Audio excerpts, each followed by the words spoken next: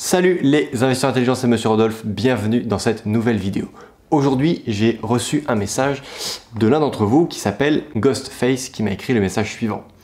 Bonjour Rodolphe, voilà, je suis sur le point de signer un compromis de vente pour un T3 que je transforme en T4. Sur les 4 chambres, une d'elles ne fait pas 9 mètres carrés mais 8 mètres 92. Donc déjà, T4, 4 chambres, non, il y a un problème. Si tu fais 4 chambres, c'est que c'est au minimum un T5.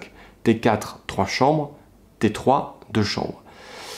Sinon, le reste de l'appartement est en très bon état. Est-ce que j'ai le droit de louer? Quels sont les risques? Merci de ta réponse. Et tu m'as posé cette question-là en commentaire de la vidéo que j'avais fait sur colocation. Est-ce qu'il faut vraiment 14 mètres carrés?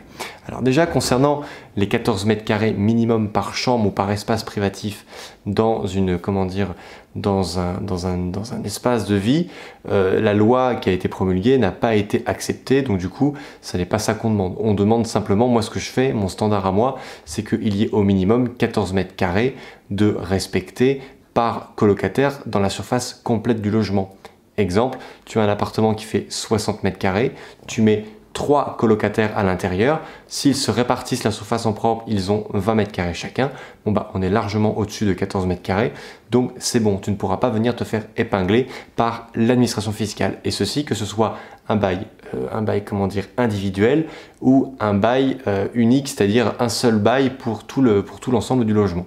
Donc voilà, et si tu as une chambre qui fait un peu moins de 9 mètres carrés, je te cache pas que c'est quand même tout petit, aux yeux de l'administration, c'est ok, mais c'est quand même minuscule. Ça fait vraiment petite chambre.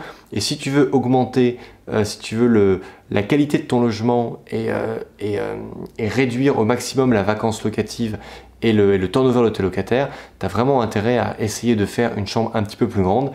Là, si tu fais une transformation, est-ce que tu peux pas empiéter sur des parties communes pour au minimum que ta chambre fasse peut-être 10 mètres carrés? Des chambres qui font entre 10 et 14 mètres carrés, c'est quand même beaucoup plus agréable parce que dans une chambre déjà de 9 mètres carrés, tu peux pas mettre de lit double, par exemple, ça va être simplement un lit simple et en termes de confort, c'est pas non plus, c'est pas quelque chose d'exceptionnel. Donc voilà Ghostface, cette vidéo était pour toi, j'espère qu'elle t'a plu, elle était également faite pour toute la communauté des investisseurs. Mettez-moi en commentaire toutes vos questions, vous savez que je lis et que je réponds à tous les commentaires. Je vous dis à très bientôt dans une prochaine vidéo.